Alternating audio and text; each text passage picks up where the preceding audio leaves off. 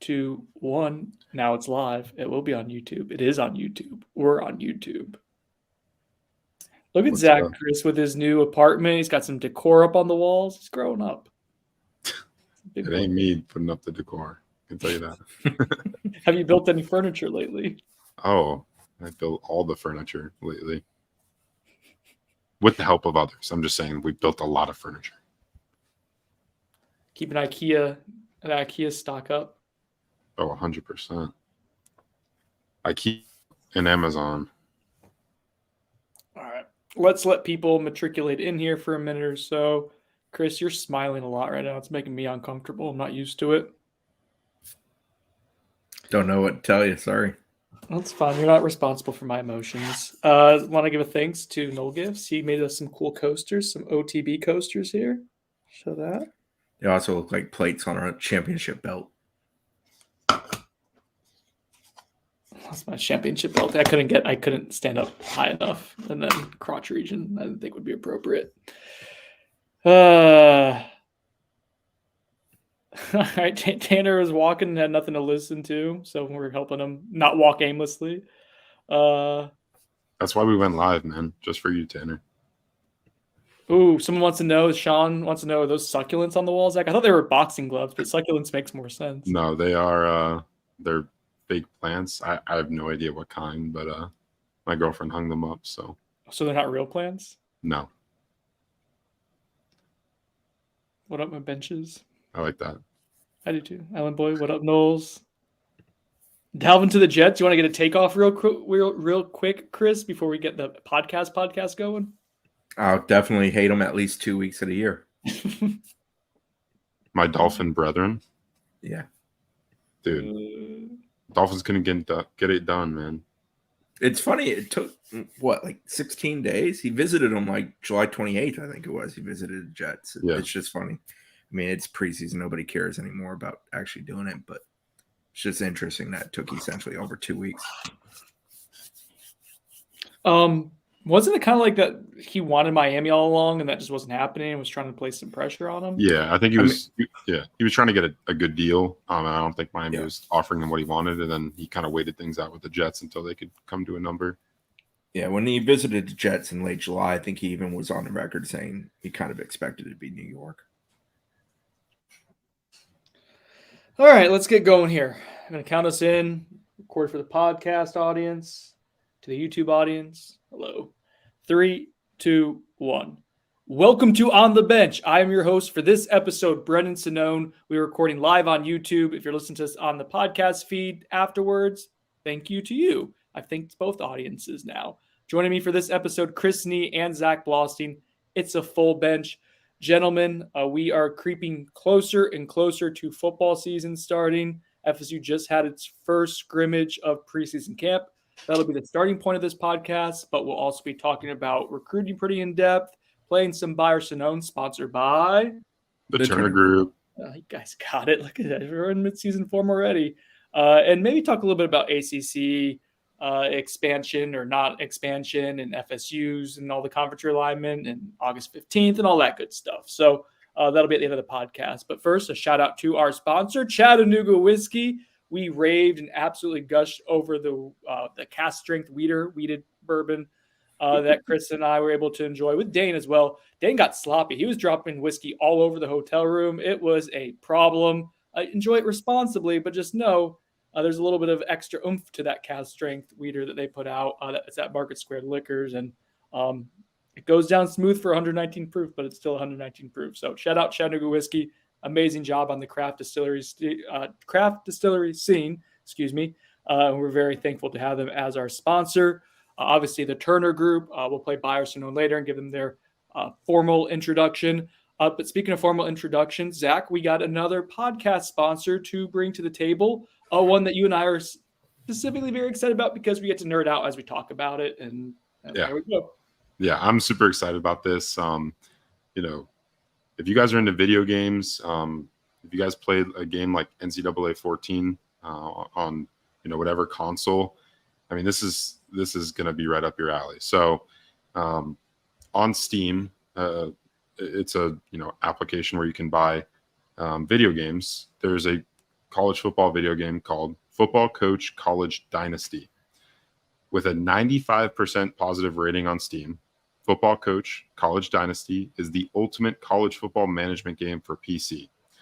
Be a coach and create game plans, call plays, recruit players, develop your team, and compete for national championships, featuring everything you love about college football, including conference realignment, school boosters, official visits for recruits, the transfer portal, and even NIL. Football Coach College Dynasty is available on Steam for $11.99. I'm just super excited about this personally, and I know Brendan, you're going to get into this as well. But downloaded this game last week. No intention of a sponsorship or anything. Just genuinely interested. Literally addicted to this game. It is so fun. Everything that you love about like that NCAA 14 kind of recruiting in that dynasty mode, this has everything in that plus everything up to date, right? More. Like the NIL portion is some of the most fun that I've had playing this game. You can kind of divvy how much NIL money you want to pay your recruits to come to your school. They have conference realignment built into the game. There's just so much to explore. As you see right there on the screen for our live viewers, you get some of the kind of the gameplay displayed to you there. I'm a huge fan of this game personally, and when the opportunity presented itself to for them to sponsor us, I can't think of a more perfect fit. I really urge you guys to try this game. It's in early access right now, so that's why the deal for $11.99 seems so great. You're getting so much. I've literally put hours and hours into this game to the point where I got to make sure I'm on my stuff with work because it's just that much fun. Brendan, what are your thoughts been playing this so far? It is addicting. You mentioned hours into the game. I fired it up. So we heard about it a week ago from one of our buddies on the FSU beat. I told you about it, Zach. You got into it before I did with camp season going. I had to wait for a little bit of downtime. Got into it. I think it was Friday night. And yeah, after coming back from Jacksonville, and my wife and I were just watching TV on the couch. I said, you know what? I'm going to play this game for a little bit. And like 3 hours later, I was deep into my first season. So I love NCAA 14. I love the Dynasty mode specifically. That's pretty much the only video game I play. And this does more than scratch that itch. It takes that the team building exercise, and it goes so in depth with it. It's a ton of fun. Can't believe a game like this actually exists. I know, right? Like it's so cool. And it feels kind of under the radar, which is kind of cool to like know about a game like that really isn't super publicized. And I'm hoping that through this sponsorship, we're able to kind of spread it out to the public more. Because I think, once you guys see this game, you're going to be in awe at what you can accomplish and what you can do. Like I said before, like the NIL portion is one of the most fun things to me because right now my strategy is I'm not spending a lot of NIL on high school recruits. I'm spending it in the transfer portal because that's Battles End. Let's go. That's a thing you can do after the season in this game is you can go searching in the portal, and to me that's what my NIL money is most worth spending towards. So really urge you guys to try out this game. Once again, it's called Football Coach College Dynasty. It's only available on PC right now, and it's available on the Steam app. And they have plans to release it on Mac in the future, but it's not available on that platform right now. So once again, on Steam, and you can access it on that application. Yeah, only $12. Support us and support the show. Zach, do you plan on the board to put, for people that maybe haven't heard the pod or heard it and didn't know how to find it, some directional? 100%. Wanted to announce it here first for our live viewers. Obviously, our podcast listeners. All the information about the game will be on the board shortly after we finish this pod. Sweet. All right, yeah. Well, we're gonna keep playing it. What teams have you been so far? I'm team in Orlando that's wearing garnet and gold, black and gold. Yeah. Another thing I need to mention about the game. So if you look up the game on Steam, there will be a link to their Discord channel, and you're able to go in there and kind of download files like to replicate all the teams, because obviously there's like, licensing and stuff for all these teams, so they have to like make close replicas in the original game version. But some of the players of this game have created versions to where you can download. It's like a 2-step process, like 5 seconds, and upload it to your game to where it shows like all the up-to-date teams. So I'm playing, my first season was with Florida State. I'm like, this is a little bit too easy. I had like $17 million in NIL money to work with.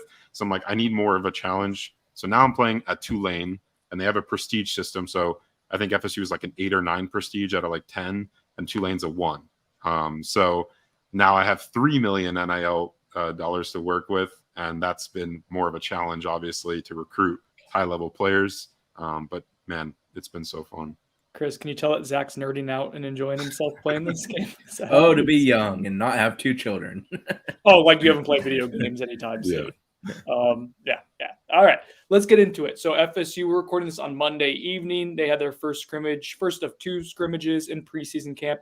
I've gotten through this entire podcast so far, all 10 minutes of it, without saying spring camp, but I will screw up eventually, especially now that I put it out there in the universe. And so they had it on Sunday evening. Chris, let's talk a little bit about it. We had some scoop at NOLA 24/7 shortly after the scrimmage, after making some calls. And then the coaches were able to speak about it. Mike Norvell and the coordinators all went in depth about the performance from the evening. I guess, what was your grand takeaway after his hearing from the coaches? I think they're confident in the team they have, both sides of the ball. They were a little disappointed, especially Adam Fuller, that there were not takeaways on the evening. That's something that's been a point of focus, always is. But in general, I think they're really happy with what they're getting out of pretty much every unit on the field. We know Jordan Travis didn't do a ton in the scrimmage, which isn't unusual. He's a known commodity, so they were trying to give other guys more opportunities, also setting some guys live. It sounded like Brock Glenn kind of stepped up to the moment. They like that running back room, what they're getting from multiple guys in there. We've talked about Keziah Holmes and how he's been a guy in the preseason who has taken a step, been impressive to us, that we've liked a lot. Receiver, pass catchers, it always kind of starts with a conversation of Keon Coleman, new toy, super fun to watch, doing some special things. Jaheim Bell had one of the bigger plays of the entire scrimmage. He got compliments from each side of the ball with regards to what he did on the evening. We talked to Alex Atkins about the O-line. It's starting to come together a little bit. They're still mixing and matching. They're not in a rush to figure out their 5. It's more about figuring out 8 to 10 that they're going to rely upon. Defensive line, some of the reserves got a little bit more at bats, just for reasons why they would do such a thing in a first scrimmage, with some of the veterans getting a little less opportunity, and guys like a Byron Turner having a chance. Byron Turner stepped up and had a good evening. Secondary, we continue to hear good things about those young DBs. They impressed a heck of a lot in Jacksonville on Thursday and Friday. That carried over to Sunday. Through 9 practices, when we asked the coaches, position coaches, coordinators about individual positions pretty consistently, I feel like the theme is that we feel really good about what we have up front in the sense of first and second team type options. And right now it's about figuring out those depth and developing guys. Defensive end, you're talking about Byron Turner. He's viewed as like their 4th guy at that spot. Jaden Jones got mentioned. Didn't have a great scrimmage, kind of beat himself up over it, but they were really happy he got out there because that's a guy who had come back from being injured. So I felt like that was kind of the theme of the evening, where they feel really good about what they're going to roll out there as their primary type guys.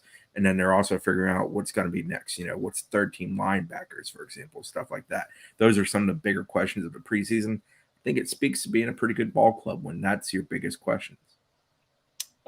Zach, you're obviously digesting this from afar, but so you're kind of getting it all in live time. So, like, what are you taking away from the reports, from hearing from the coaches, kind of the macro view, I guess, that maybe has surprised you, or something that's been revealing from the scrimmage and even from Jax for the last few days? Like, what are you learning that's new, that's kind of piqued your curiosity? I think the biggest takeaway for me is that the position that I had the most concern about going into fall camp, and that's safety. I think the young safety talent showing out in both Jacksonville and in the scrimmage has me encouraged about that position group and the reliability of the depth in that group. I think that was, like I mentioned many times on here, and like we've talked about, I think that's the position that's easy to point to and be like, hey, like that could be a weakness when you dig into the depth, because it's a lot of unproven guys, a lot of newcomers. But reading you guys' practice reports, hearing about the coaches' comments over the past week or so, I'm encouraged. Conrad Hussey's been a guy that really stood out in Jacksonville. To get multiple takeaways on one day, and then Ashlyn Barker being another standout from the 2 days in Duval, as well as in the scrimmage. I think that's really encouraging. It's something that I was looking to kind of hear throughout fall camp via your guys' reports, and to now hear it midway through.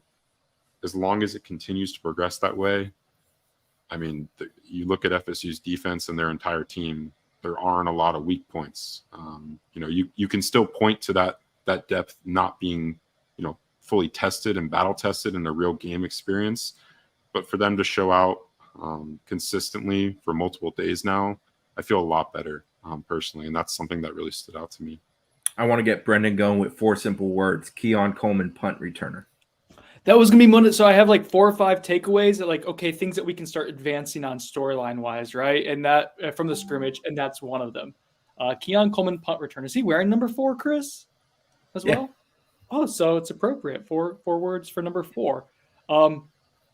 I was so like, we're not going to talk about depth chart stuff and like go in depth of like where certain guys are lining up. And I always feel like special teams, like if we're talking about, it gets into all of that when you start talking about who's returning punts, but like for when they have the open periods and you can see video or photographs of guys returning punts, sometimes Keon Coleman was there. And this is going into the first like week of camp. And I was like, oh, that's interesting. You don't really see a whole lot of 6'4", 215-pound, wide receivers to begin with, but certainly not punt returners. That's kind of an oddity. Sometimes maybe kickoff returner, but not punt returner. It's more of a small, shifty position group, right? And so I wasn't sure how I felt about it. But I did know I didn't feel great about the punt return prospects those first few days of camp that I was out there. A lot of balls hitting the ground, kid show. And it made me uncomfortable. And that was carrying over from the spring. And so as we're watching practice the last few days, I'll give Dane and Chris a lot of credit where they're like, there's something there with Keon Coleman. And I was like, I just don't love the idea of a big dude back there, especially a valuable and number 1 wide receiver for you potentially being that guy. If he's there sometimes, sure, but I don't know if I love him being the baseline punt returner. I started warming up to the idea in Jacksonville as I saw how confident he was like catching the ball, how cleanly he was catching it, fielding it, just seemed very natural doing it. Then I started getting obsessed with the idea of like, oh, if he's 6'4" and he just catches the ball and falls forward, that's like halfway there to having a decent return. So I started liking it. As it turns out, it sounds like he got a majority of the punt return snaps in the scrimmage. And when talking about the punt return game, both Mike Norvell and John Papuchis, the first player they mentioned was Keon Coleman. That doesn't necessarily mean he's going to be the first guy, but they did speak, I would say, that's fair to say, Chris, the most glowingly about Keon in that way, at least the most confidently. Yeah, it's a great deal of intrigue, but I thought John Papuchis summed it up very well when he talked about how he takes good tracks and catches it well, and he does it with confidence. And that's something that you desperately need at that position. Iowa knows that Zach's like a young animal 2005. Is that kind of mean Chris is old? Is that what we're getting? That's what I'm aiming for. You're not old, Chris. Are you 40 yet? I'm old. Yes, I'm 40. Well, yeah, maybe. Sorry, buddy. When can we start calling you the Godfather? I'm going to make an offer that you can't refuse. I'm good. Hopefully I'm blinking enough for people on this live show here. Dude, I was worried for a second. It was like a minute. I sometimes when I'm not paying attention, I just keep track, and I'm like, how does he do it? One other name, and what? I don't know if you're going to talk about this, Brendan. Braden Fisk. Yeah, we've hyped him plenty, but story on him. I did. That dude. So Fisk gave us great quotes. I think it was Monday. Yeah, it was Monday of this past week, and I meant to write off of it, but then I realized I had practice every damn day, and I got lazy with regards to actually writing it. But then Adam Fuller yesterday just went full Northeastern guy who never says anything nice the first time out the door, gushing about Braden Fisk from word go. So I went ahead and wrote it. But Fisk has been unbelievably good. Fisk is a massive impact player for FSU up front. And the nicest thing about Fisk is that the talent's exceptional, but it's also a matter of like he wants to be great. It's kind of Keon Coleman's got that quality too. Like there is a desire from some of those guys that you can tell in practice every rep matters to them. if they screw up, they want the information of why did I screw up? How am I better? And they want to get better every rep they take. And it's really, really fun to watch guys who are exceptionally talented and experienced college football players that have that desire to be something even more. And we've seen that with Keon Coleman. We've seen that with Braden Fisk. And, when you're injecting that into a pretty talented lineup already, it's exciting. But I thought Adam Fuller, a man who's never quick to be ultra complimentary of anybody. He'll give people their flowers, but he makes them earn them. He was very quick to get there with Fisk, and I thought that just stood out to me. He did gush over him, and that is not typical for Adam Fuller. But as we think about what's advancing storylines, that was an important piece of it. But we've all fallen in love with Braden Fisk. It's hard not to. You watch him play. I think that was the coolest thing about what Adam Fuller said, Chris, was at the end of his gushing, he said he was excited for the FSU fans to watch Braden Fisk play. And I feel very similarly about that, he is there's going to be some stereotypes and tropes, high motor, high energy guy because he's a white defensive tackle. But he does play with a crazy amount of energy and athleticism. And I think that combination of him playing his hair's on fire, having a legitimately really high motor is going to be contagious for other guys on the defensive line. But you watch him turn a corner, you watch him bend at 300 pounds. He's, especially pass rush situations, he's going to be monstrous because you can line him up in various places, find a matchup that you want to expose, and just go after it over and over and over again.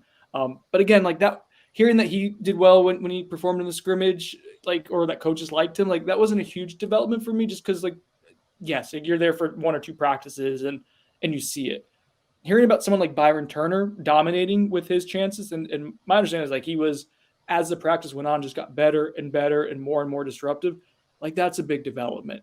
He got a bunch of at-bats and made the most of it. And that is that's pleasant because you need him to become part of the mix with Braden Fisk, with Jared Verse, with Patrick Payton as pass rushers. Him and Gilbert Edmond doing that's a big step forward. The other few takeaways that I thought were important in advancing, in learning from what we can glean from this team. Chris, we've liked Brock Glenn and what we've seen of him. Quick trigger is the way you describe him a lot because he gets rid of the ball quickly. His very first pass apparently was a touchdown. Talking to people, he came right out and threw a touchdown, just made the right read, got rid of the ball quickly over the top, and got to a tight end score. He didn't always have his best moment, great moments, but he continued to perform well. And I think in talking to people, he leaves the scrimmages Tate Rodemaker did well. Brock Glenn's not super far behind him in operating the offense, and that's encouraging. I think that's another step forward. What else?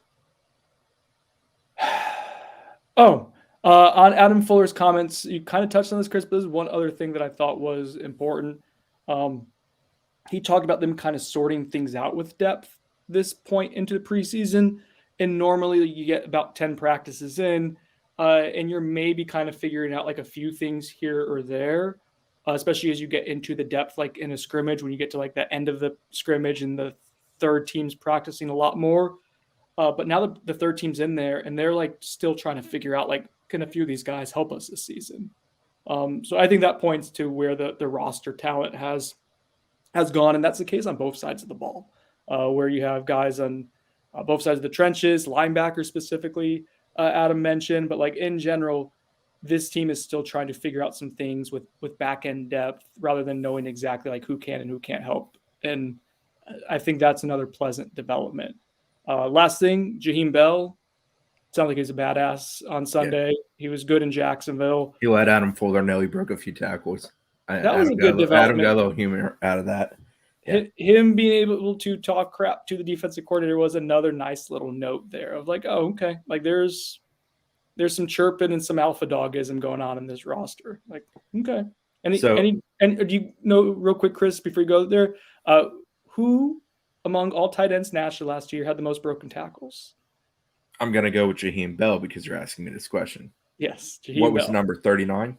39 for him. The next closest was Brock Bowers at 30 and Sam Laporta, who was a 34th overall pick. So just on the fringe of being a first round pick. He had 30 as well. So 9 more, that's a lot when you're talking about, That's a significant amount more. Bowers does a good job running away from people too. Don't have to break as many tackles when you're running away from when you're running away from everyone. But yeah, so that's like another that's another kind of like similar. I put it in the Brock Lund category where it's confirmation of like we think he's good at this or we think this is going in this direction, and it presents itself in a live atmosphere. So like thumbs up, that works. Sorry, what were you going to say, Chris? FSU took today off, Monday off. They get back to practice Tuesday. They practice Tuesday to Saturday. They have a scrimmage on Sunday. What do you want to see from this week, Brendan? The practice, this is basically going to be 10 to 15, 16 is the stretch we're in. It's kind of smack dab in the middle of the preseason. It's when the depth chart probably does truly start sorting itself out. What is it that you want to see from this team when we're talking about next week's scrimmage? It's moving week because of the depth chart, what's going to happen. I think you look at the trenches, especially the offensive line. I think this is where you start to finalize. You mentioned it well, Chris. Like, it's not just about the top 5; it's the top 8 to 10 that they're trying to figure out. But you got to get the final 5 in there, and you got to get a little bit of continuity. And Alex Atkins said yesterday, or on Sunday evening, rather, depending on when you're listening to this, that you want to have at least a couple weeks with that main unit intact. So this is kind of that final week of figuring out where you place different players. He mentioned some guys kind of coming back from injury that they'll be able to test out a little bit more this week as well. We won't be able to report on that, but like for context and for us to know like what's happening moving forward, like that's going to be interesting to see, I guess, what they think their final 5 could look like. So we kind of start seeing that get thinned out a little bit. I think like the other thing that excites me and that I'm intrigued by, Chris, is just like the continuation of the young defensive backs. And was the last 3 or 4 practice stretch for real or not, right? Like, was that something that's sustainable? Who keeps like kicking and keeps showing that they are being consistent? Who maybe starts having those ups and downs that you can expect to hit like a freshman wall? And that probably starts depicting like what the 2 deep is going to look like. Because at least one of those true freshmen is going to be in the 2 deep when it comes out officially. Like that's just math, guys. Like there's 3 veteran defensive backs. Or Barker, who's a JUCO and a second-year guy. But so I keep considering same category. In my mind, he's a freshman. But yes, for all intents and purposes. So those are the things I'm looking forward to, is kind of seeing that like those upended things kind of become a little bit more settled, whether it's a depth piece or whether it's a starting lineup for the offensive line. What about you, Chris? I just want to see a day or two where they're just firing on like full max bullets offensively, where they're just humming and it goes. And they've had good days in camp, but I just want to have one of those days where it's like, man, that's what that offense is fully capable of. And they went and did it for every moment of 7 on and 11 on this day. Or on the flip side, the defense having a day like that, where the defense just brings it. And the defense has been very good. I would honestly say I think defense has been better than offense through camp to this point. As it should be, 10 practices, and that is what you want. But just like a flat out, like we came to wreck people, we did this, and like we just did that to a good offense. I just want to see, you always want to see a little back and forth, but I'd be fine with a lopsided day or two where you just see it from the group. And then you want to see the response from the other side of the ball the next day. I think that kind of speaks to who and what the teams are. I don't know who Wit 1 is, but check is in the mail, buddy. Thank you. He's been awesome. One last talking point, and then we'll make room for some of Zach's War Room scoop that he's released so far, and we'll continue to release some without giving too much away, because we want Knowles 24/7 subscribers to get the first access because you guys pay for it.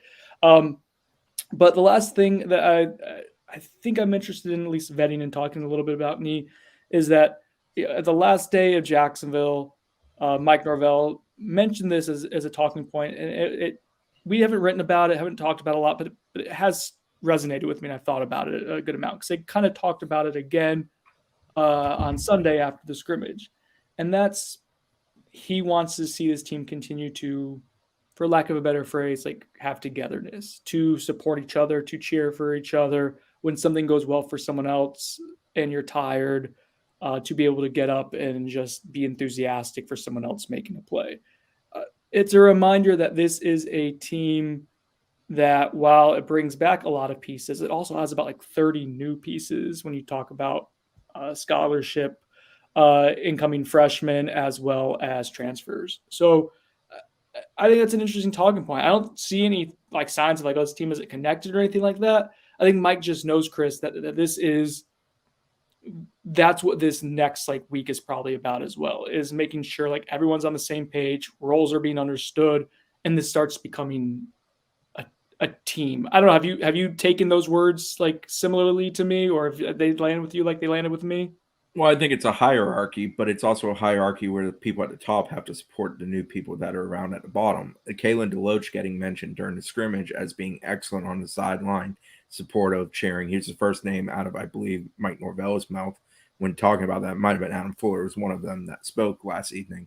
I thought stood out. That's a veteran guy who's played a lot of ball. He's not in the scrimmage. He's allowed to check out basically, and he is not. He is fully immersed, and that's with a lot of young linebackers out there. So I don't think that's an issue with this group. I think, Braden Fisk, Jeremiah Byers, Fentrell Cypress are some of the top transfers in that group, and I think about how they all talk about like feeling super comfortable being a part of this team. That happened for them months ago. Like when we asked them that question, I asked Braden Fisk, or somebody asked Braden Fisk last Monday about being part of the team, and for him it seemed like old school. Like, well, I think he was there by March, so he's not worried about that in July. So I don't think it's an issue, but I think it's one of those things where like you just got to constantly build that, because you're going to be in a dogfight the first game of the season, probably the fourth game of the season. There's going to be another time where it comes up and you have to deal with it.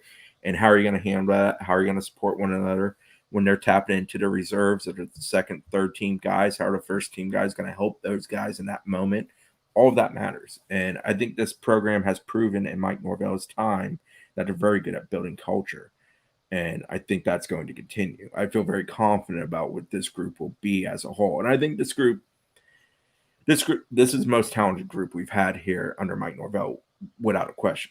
But I think the competition is extremely healthy. I think guys love competing with and against one another. Braden Fisk talking about playing with Jared Verse, how it pushes them.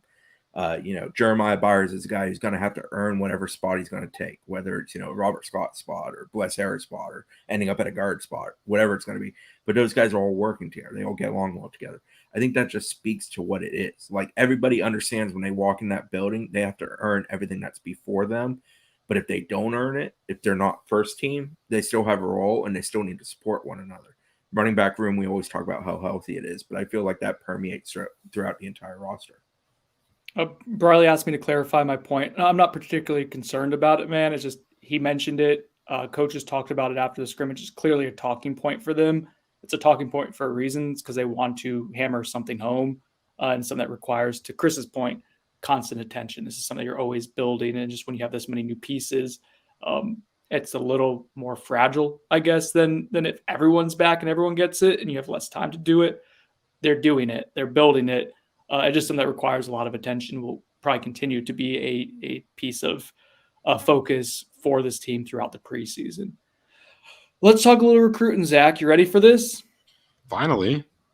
Been a minute. Just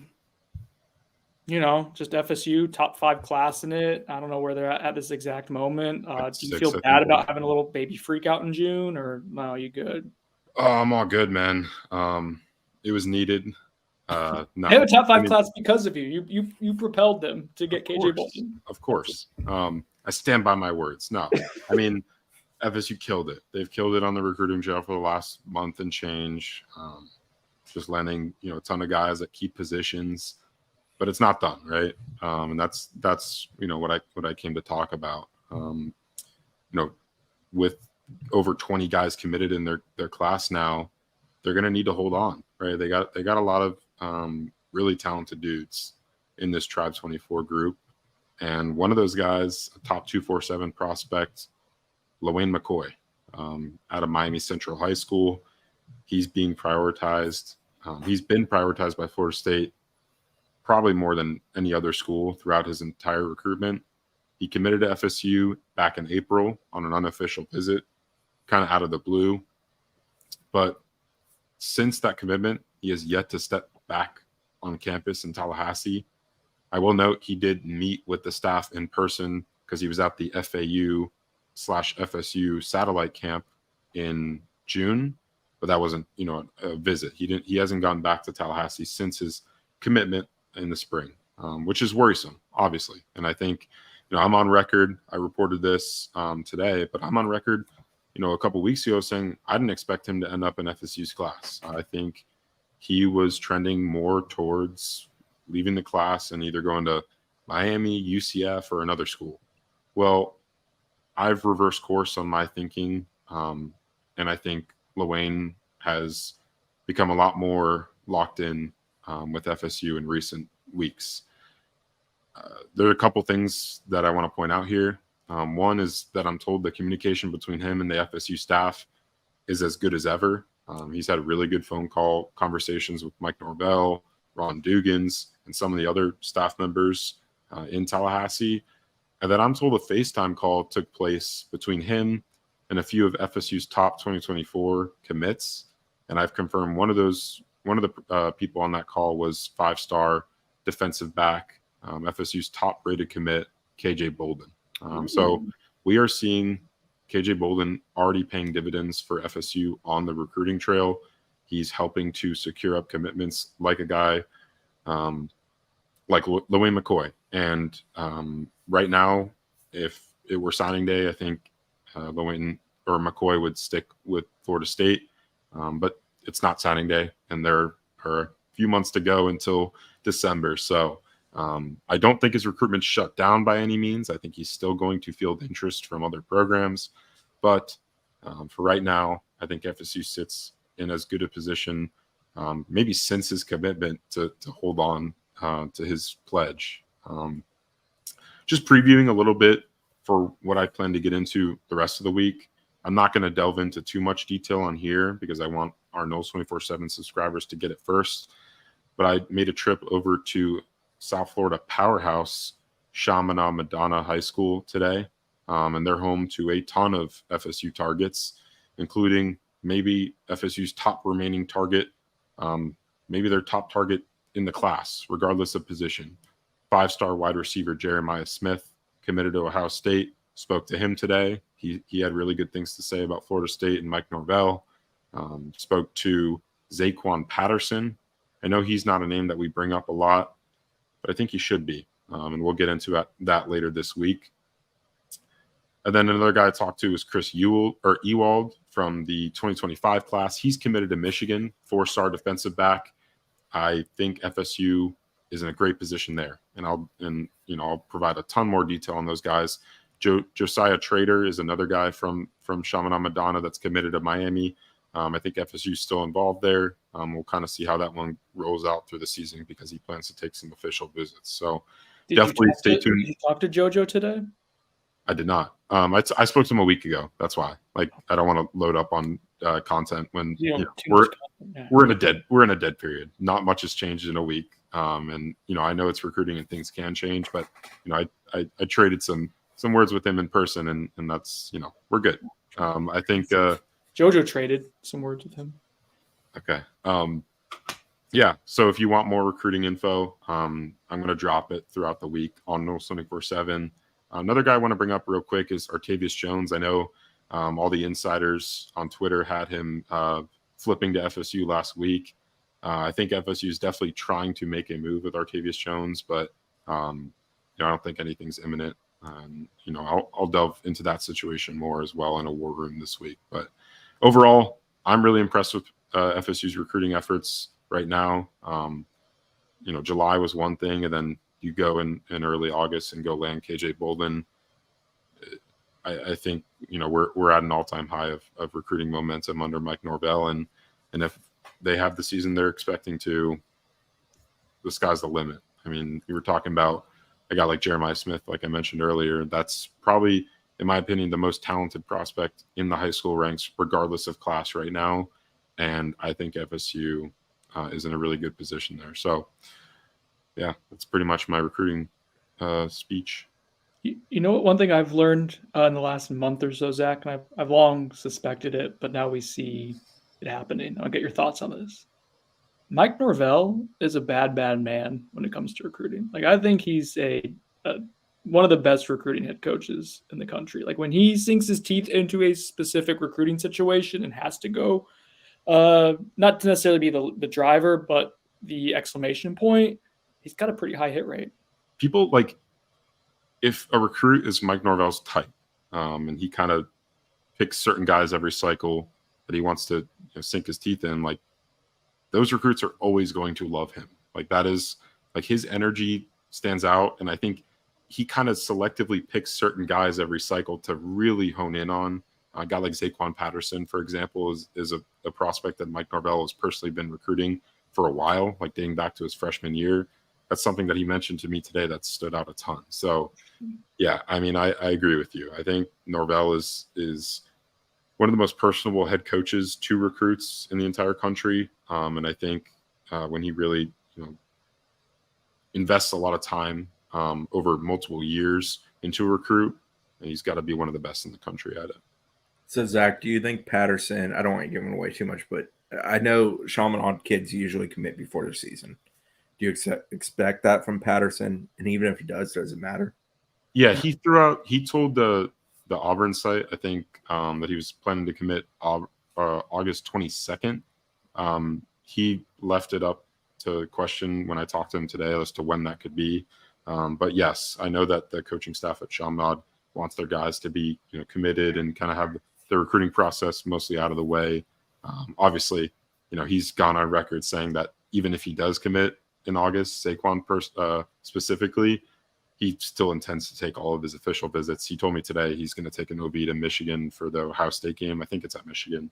But yeah, I mean, all those guys are going to be committed most likely before the season. And I think that's the plan for Zaquan. Another guy who, like, the reason Zaquan Patterson is a good example of it, Zach, but like the KJ Bolden recruitment was just another one like that was just crystallizing, like when Mike, and that was a total team effort, but like when Mike gets heavily involved, like that's a good sign for Florida State. So yeah, something that I'd take as we get further, more and more data points, and FSU is able to operate from a position of power. Like it's just a thing. Like when I see Mike really getting involved in the recruitment, my ears perk up a little bit as we follow trends. I think that's it for recruiting right now. Zach's going to fire Sonnone. Oh, Jesus Christ. Dude, you scared me.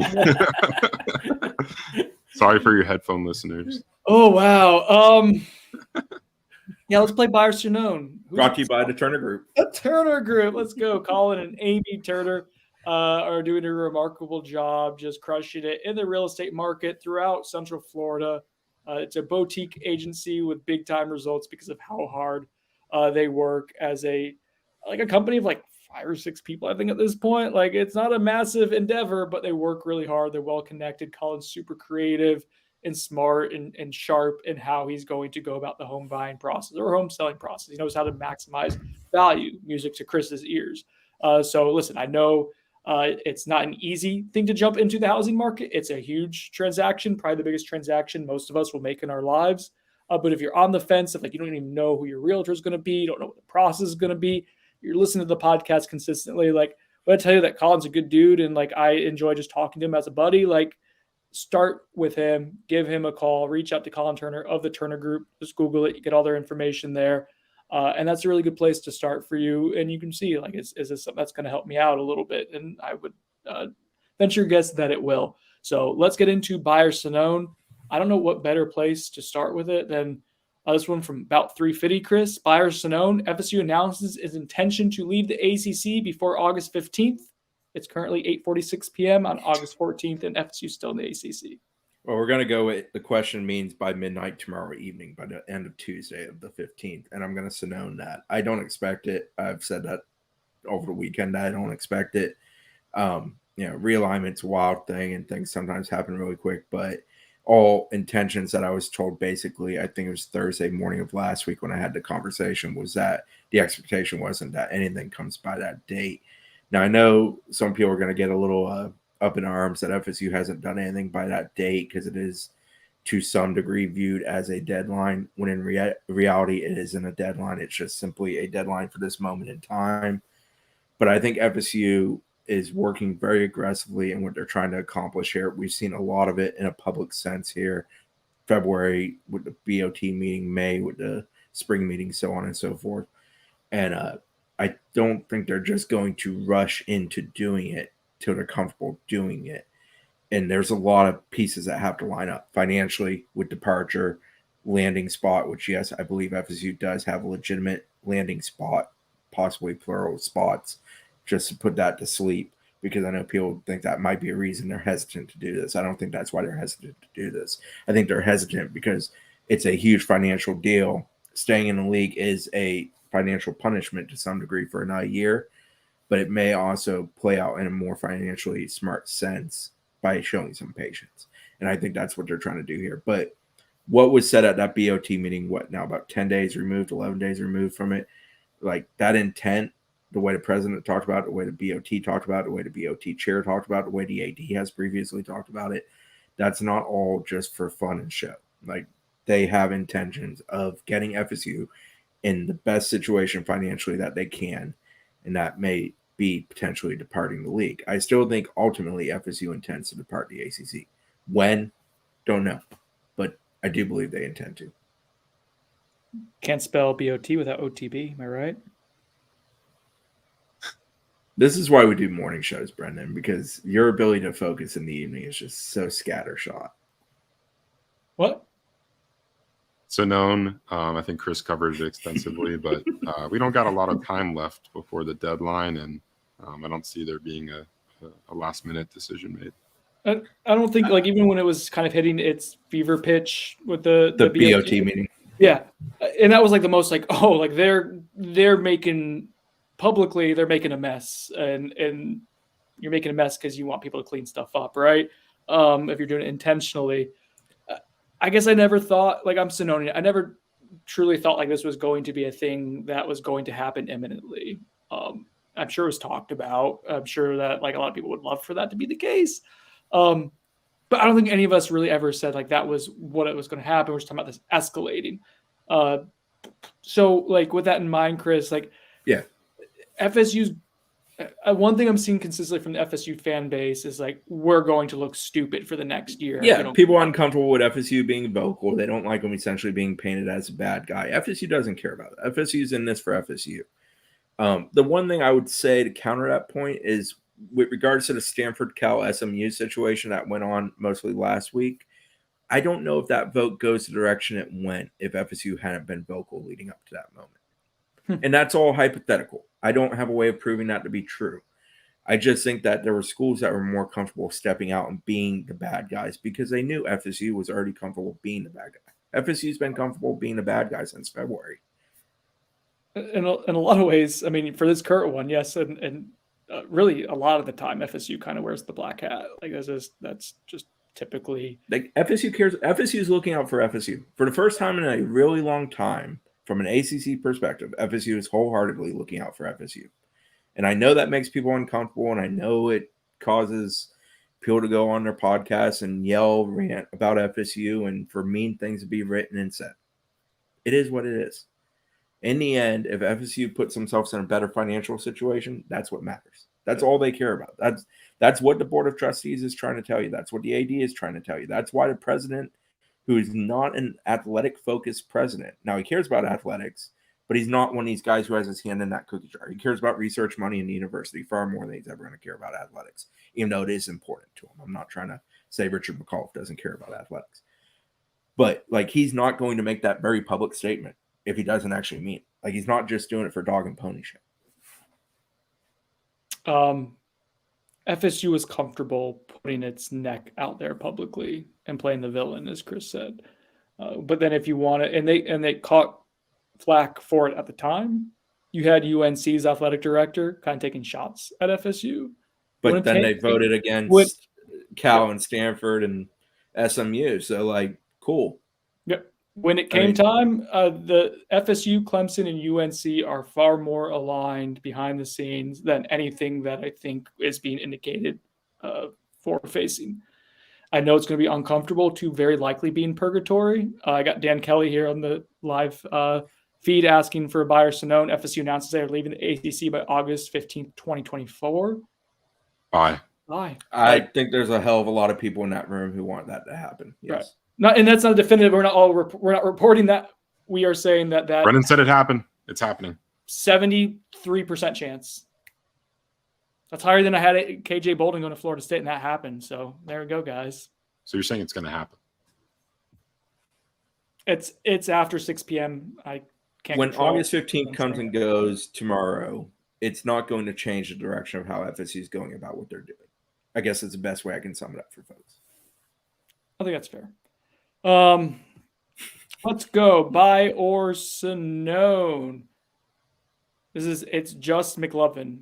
We can still land a top 10 class with less than 10 wins in 2023. Buy. Depends how it looks. But I think if you win 9 games and you're competitive consistently, yeah, you have a pretty good nucleus. I'd buy. What about I'll you, buy Chris? because I think the current class is pretty solidly put together. Now, that class trending up further, pulling off, a big one like a Jeremiah Smith, for example, probably depends upon winning at a high rate. So I don't know that they trend up necessarily, but stay in the top 10, yeah, I'll buy. I buy. I buy. Okay. No explanation. All right. TB3 Golf 714. Buyer Sonnone. The boards have caused liver damage this offseason. Sonnone. Yeah, it's a Sonnone for me. I drank more when I wasn't on the boards while I was on vacation than I have when I've been on the board. So it has been a weird month. I think it's just been really hot out and people are cranky, but I think we've seen worse. Let's see. Oh, this is an easy one, I think. Null MD 2020 Buyer Sonnone, sponsored by the Turner Group. The line will be the line play. So I think that means both sides of the ball will be the deepest and most consistent that FSU has seen since the early 2010s. If we're including 2013 and 14 in that, then yes, it's a buy. I think it's the best FSU will be on the 2 lines since 2014. I think the best offensive line for sure. They had some good defensive lines even around that time as things were dipping, but I think you have legitimate 10 deep on the offensive line. I don't think you had that early 2010s. Zach, were you listening? Yeah, the only thing for me is like I don't know a ton about the depth of that time. I knew like the top guys, but I'll buy it. I mean, I have a lot of faith in what FSU's doing in the trenches, today with this team, and I think it could stack up with any of the great teams over the past decade and change. Buyer Sonnone from Bug Zapper, at least 1.5 poop-related podcast in the season. Listen, Sonnone, I'm taking the under. I'm going to be the adult in the room. They might get 1 by me, but they're not getting 2 by me. I'll get 2 by you. Poop-related podcast. Heyo. Falk on the Road was in the offseason, guys. I mean, come on. What are we doing here? Never again. Do you know that we had, Zach, do you know that we had people cancel subscriptions to the website because of that? Because of the podcast, which I guess brings people in. They canceled subscriptions to the website. You can't say that's why. I mean, there was 13 cancels that day versus like 6 that being the highest most of the rest. Maybe people were really upset that we had everything, to a T on that recruitment. Yeah, that we broke it. That we were the only outlet that covers Florida State that had sent multiple people there. That Zach had the news ahead of time. We had pre-writes done. Yeah, I'm sorry that we had auxiliary podcasts to have fun with it. It was the worst thing I've ever done in my entire life. Riley, Buyer Sonnone. Remember the time we had a guy cancel his subscription because I kept calling Jordan Travis JTrav? Go to jtravforheisman.com now and see what's happening, buddy. Buyer Sonnone. We win in Orlando by more than 10. Also known, I think LSU's a really good football team. I think FSU can win that game wholeheartedly, but I think that's a game played within 1 possession. Zach, we were talking about this a little earlier. I don't know if it's just homerism setting in and just watch a lot of Florida State practices, but I think we're feeling good. Yeah, man. I'm going to buy. I think we were talking about it like just, some of LSU's concerns in their secondary. I've taken a more active role. I know, rival fan bases don't really like it, like the Gators, for instance, but I've taken a role in kind of scouring other message boards on our network on, injury updates, practice intel. And LSU has reported, I was 13 in 2013, by the way. LSU had reported that they had some injuries in their secondary. And we were talking about just kind of some of the guys they brought in and how FSU's actually faced a guy like Deuce Chestnut, who is LSU supposed to be one of LSU's like starting corners this year. against Formerly of Syracuse. Formerly of Syracuse, and we saw what Johnny Wilson did to that team and him specifically. So to me, like, I think that could be one of the biggest difference makers in that game, and that's why I'm going to buy. I'm going to buy too. I think there's a lot more unknowns with LSU than there are with Florida State.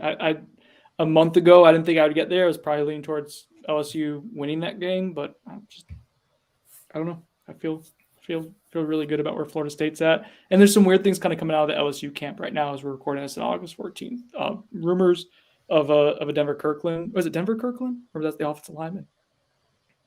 Denver Harris. Denver Kirkland's the old offensive lineman from South Florida. Denver Harris, the cornerback, Texas A&M transfer, potentially being suspended. Was it our LSU site that says they're digging into it right now, Zach? Yeah, they said that he's been on a short leash with Brian Kelly because he's had a lot of disciplinary stuff at Texas A&M, transferred to LSU, and apparently he already has a short leash with that coaching staff. And it seems like there's some truth to the rumors that he could be suspended or faces some kind of disciplinary action at LSU, but I don't know for sure. That's just based on what our LSU insiders have been posting on their site. And then there's rumors of Mason Smith being a little dinged up as well, defensive tackle over the weekend. Yeah. But he was at their practice today. If you're on the Noles 24/7 message board, I'm making sure to keep you guys updated on that. What? The Florida fans are mad at you for that? Yeah, they start threads on their board mad that I'm reporting like on their practice stuff and their depth chart and all that kind of stuff that their website's reporting. I'm just the Florida State coaches don't definitely have GAs scouring Swamp 24/7 themselves. I will say my intention is once Sunday comes and goes with the second scrimmage, I'm going to dive into LSU, get up with our LSU people.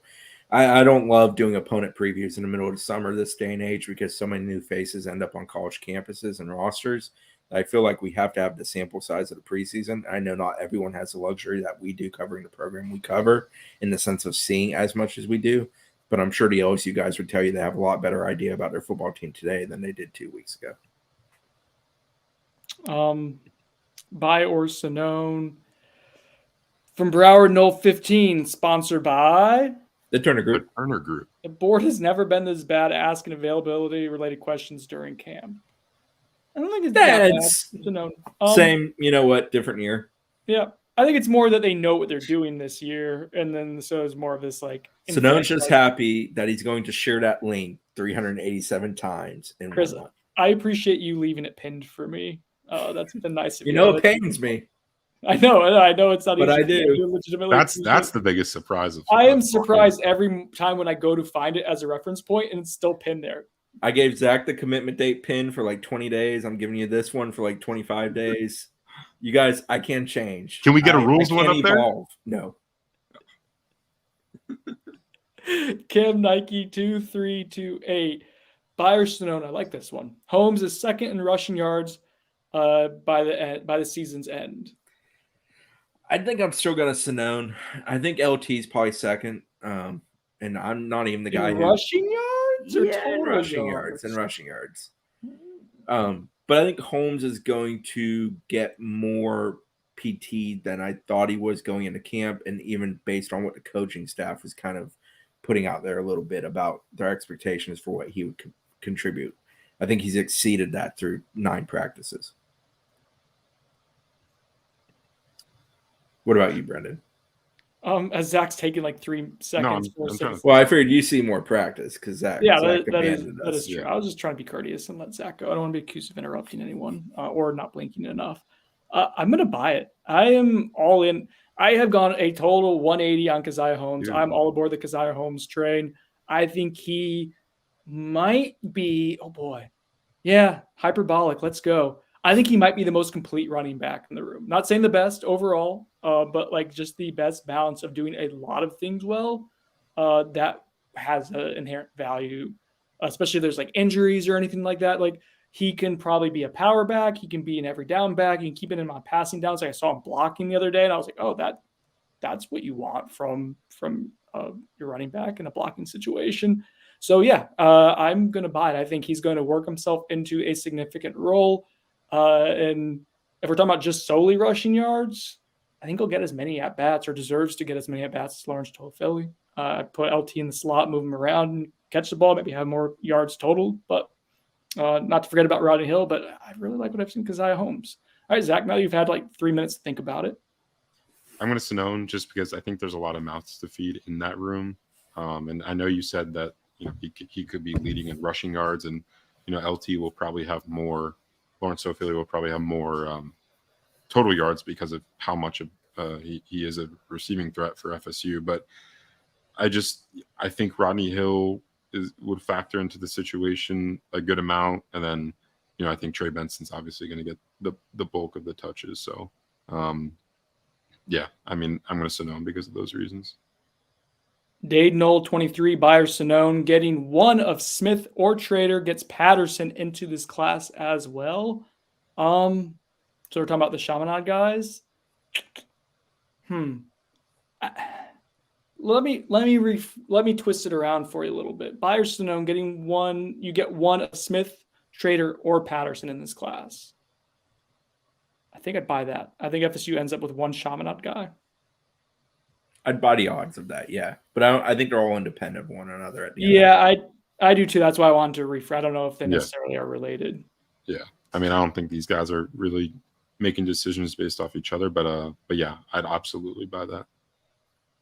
Okay, we'll absolutely buy. All right, last one here. We'll end on this note. Harry 523, Buyer Sonnone. All this pressure on the NCAA for denying transfers ends up benefiting Daryl Jackson, and he's eligible by the start of the season. I don't think we've talked about it on the podcast. There's politicians getting involved. Marco Rubio in the state of Florida. I think the governor. North Carolina governor got involved, and Tez is up there. I don't know if he got involved in Charlotte kid as well, but I know he did for the UNC makes kid. Sense. I'd heard some rumors about like more politicians getting involved. That hasn't come to fruition here on Monday evening, so we'll see if that ends up happening. But I guess it depends the extent and how loud it is. I'm going to Sonnone it. I don't believe the NCAA is going to follow like a logical path. Listen, if they just said, hey, Daryl Jackson, what you did in the spring indicated things that we're not comfortable with and doesn't quite meet our criteria, that's fine. But they've kind of put themselves in a corner where they've put out statements saying that our criteria has changed in both, Tez, is it Walker, Chris? Yeah. I'm not 100% sure. Yes. So, Tez Walker and Daryl Jackson, I think it was Andrew Adelson who got the statement from them, basically saying, I'm paraphrasing here, but they didn't meet our new criteria that has these very finite, like mental health and maybe one or two other things, but doesn't expand to like family illness to get that 2 times waiver. It's just that, like, to me, that's just the most messed up thing ever because of how they implemented it retroactively. And I think you guys talked about on the last pod about that.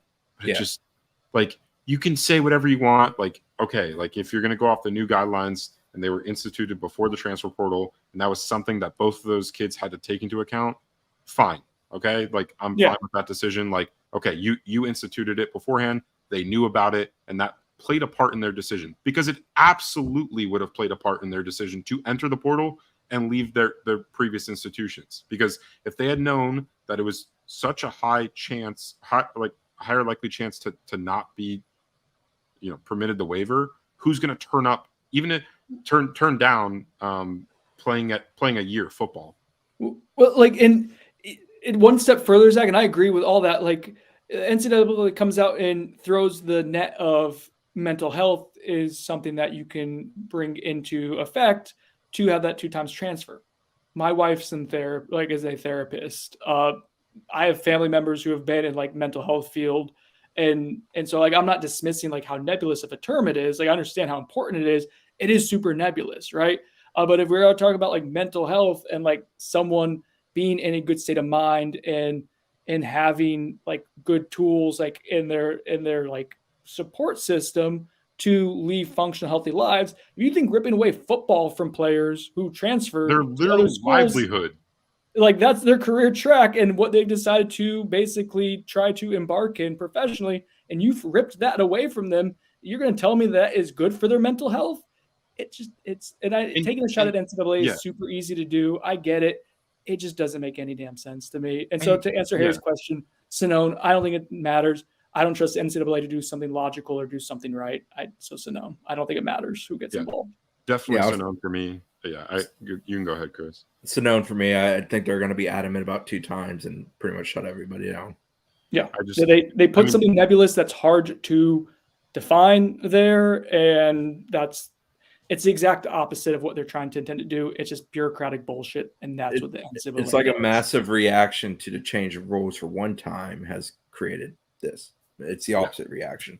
It's like, can you come to the reasonable reaction? No, you got to go the complete extreme. Yeah, and on your point, Brendan, like about mental health, Keith brought it up in the chat. Like, how is your mom being sick and being far away from that not an effect on your mental health? So, if these rules were even implemented beforehand, and Gerald Jackson knew that if he transferred to Florida State, he would likely not receive his waiver. Like, that is a direct effect on his mental health. And I don't want to speak for Daryl, but like any reasonable person can infer that would affect someone's mental health, not being able to be close to your mom or to not be able to play football your entire livelihood. It's all pretty like surface level, makes sense and basic stuff that you're saying, Zach.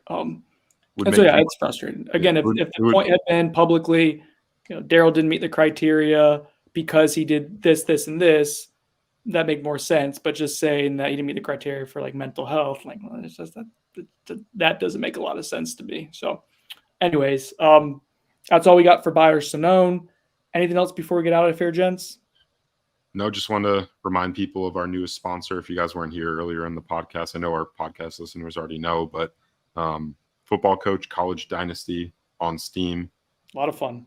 Great video game. Go check it out. New sponsor of On the Bench. And also shout out to our OG sponsors, Chattanooga Whiskey and the Turner Group. The Turner Group. All right, we'll be back out at practice on Tuesday. Chris and I will be there with Dane. Is Brett going to be there? I think Brett's going to be there. I don't know. I need to talk to Brett. I don't know if he still has 2 feet. I heard he did. I think Brett. Yeah, I think his foot got chopped off on a cruise or something like that. Maybe these young guys—they're just not built for it like we are. No, Chris, we're the OGs. We're the vets here. We know how to tough it out, right? Yeah. Bye.